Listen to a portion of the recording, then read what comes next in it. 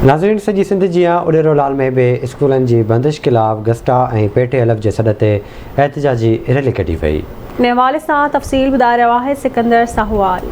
Corona जवाब ॼाणाए सिंध जे तइलीम खे तबाह करण ख़िलाफ़ गस्टा BTLF खानगी स्कूलनि जे उस्तादनि शागिर्द ऐं वालिदैन पारां स्कूल बंदि करण ख़िलाफ़ उॾेरोलाल विलेज चौक खां प्रेस क्लब ताईं एहतिजाजी रैली कढी वई। संदन चवण हो त टिनी सूबनि जा तइलीमी इदारा शादी हाल ऐं सभु कुझु खुलियल आहे। साज़िश तहत ही असांजी तइलीम ख़तमु कई पई वञे, जेका असांजे मुआशरे जी तबाही जो कारण आहे। उन लाइ असां सिंध हुकूमत खां मुतालबो था करियूं।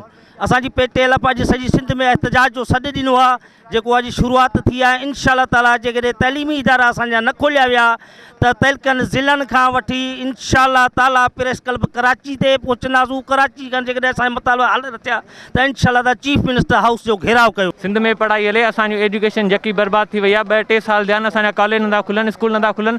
असीं पढ़ंदासीं कीअं? असांजो अॻियां फ्यूचर छा आहे? असांजो फ्यूचर त कुझु ई कोन्हे। इहो कमु हलियो त पोइ असांजो छा थींदो? माना स्कूल न वञण जो कारण आहे ॿार बीमार थी पिया आहिनि। गणतियुनि में त असांजे मुस्तक़बिल जो छा थींदो?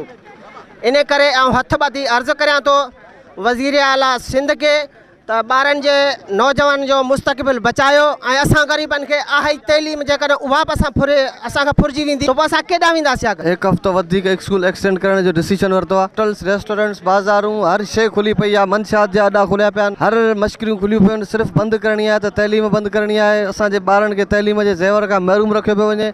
उन सिलसिले में असां हीअ एहतिजाजी पुरअमन रैली कढी आहे त बराए करम असांखे ॿारनि खे स्कूल वापसि मोकिलियो वञे।